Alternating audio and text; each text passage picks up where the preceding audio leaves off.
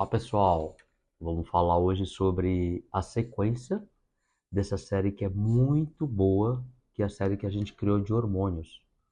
Então a gente já falou na aula um os conceitos, no episódio 2 a gente também foi falando ali, aumentando a informação, no episódio 3 mais informação relevante, falando principalmente da suplementação, e no episódio 4 a gente trouxe a questão da andropausa e menopausa.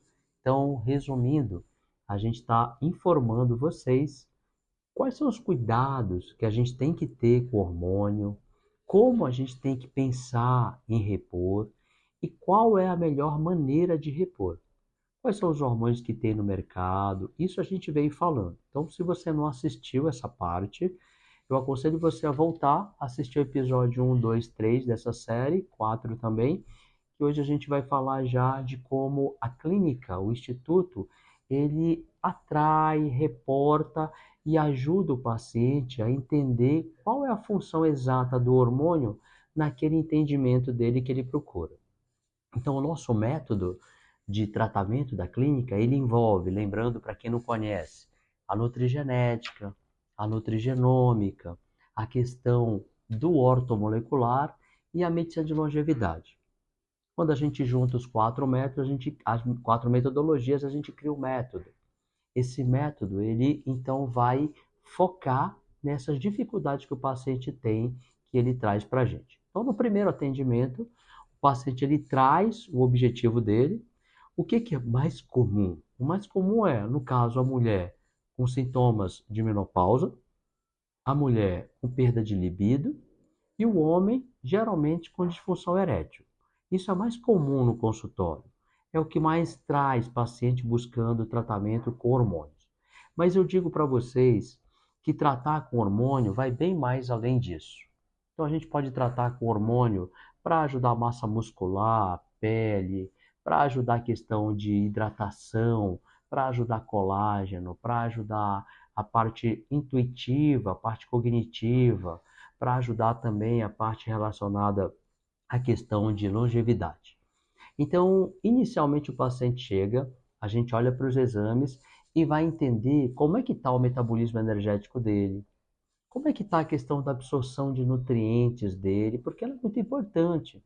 Imagina, por exemplo, um paciente que começa a fazer um tratamento com hormônio via oral e não tem resultado. Isso pode ter uma relação direta com a capacidade que ele tem de absorver nutrientes.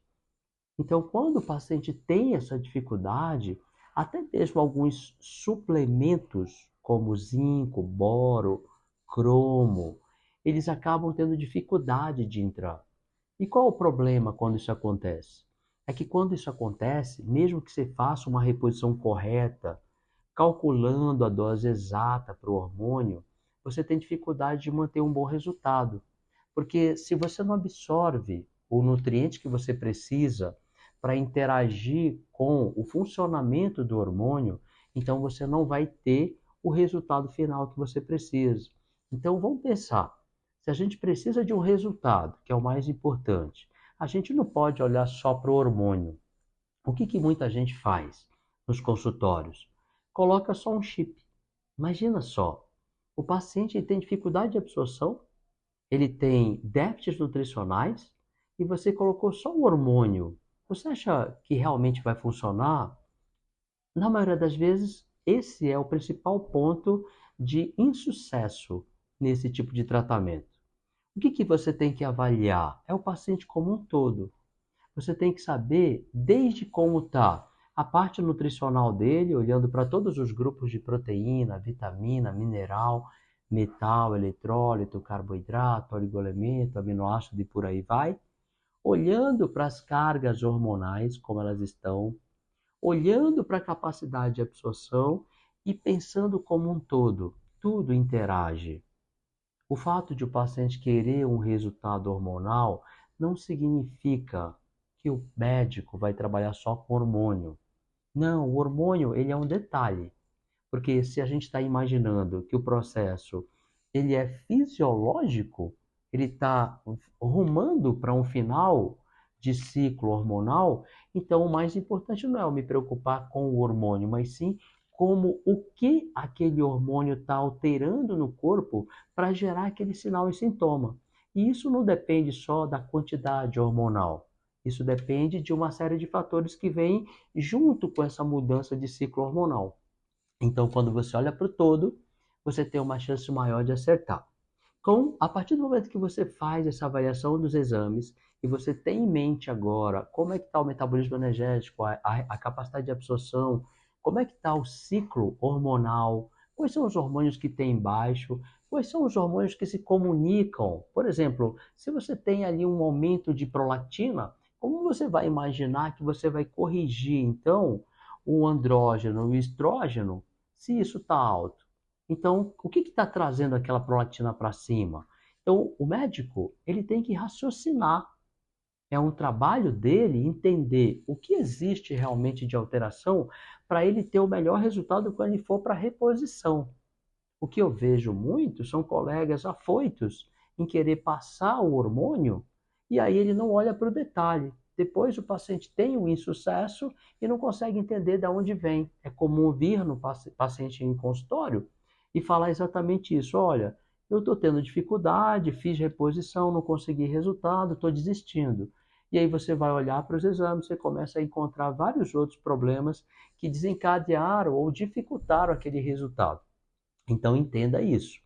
Reposição hormonal depende de cada um, é específico. Isso a gente chama de nutrigenética e nutrigenômica. Quando a gente associa isso à reposição hormonal, a gente entende que aquele paciente é único. Então não dá para ficar colocando chip em todo mundo. Outra coisa que é importante entender, os hormônios eles são escolhidos a dedo para quem vai usá-los. Então não é um padrão, você não usa uma receita padrão para todo mundo. Você vai identificar quais são e as composições e os percentuais que você vai usar para isso.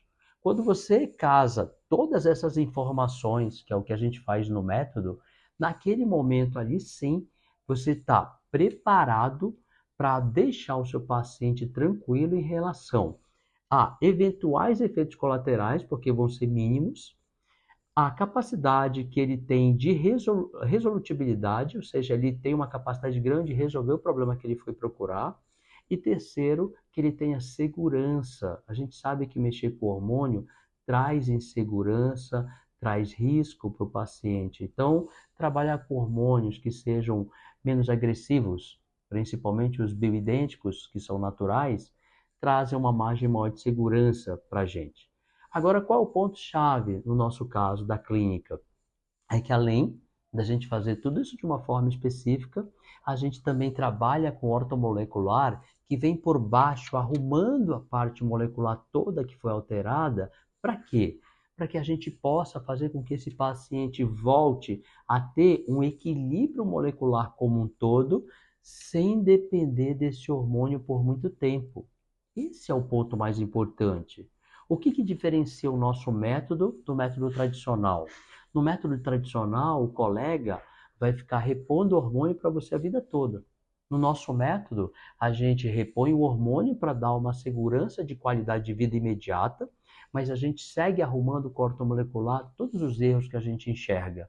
Então, dali a pouco, a gente consegue desmamar, tirar o hormônio e deixar com que a ortomolecular siga equilibrando para a gente não depender de uma dose hormonal e a gente pode simplesmente abrir mão do hormônio e dali a gente fica com resultados que são expressivos e mantidos porque a gente está equilibrando a parte molecular como um todo. Então, isso é o que eu queria passar para vocês nessa aula.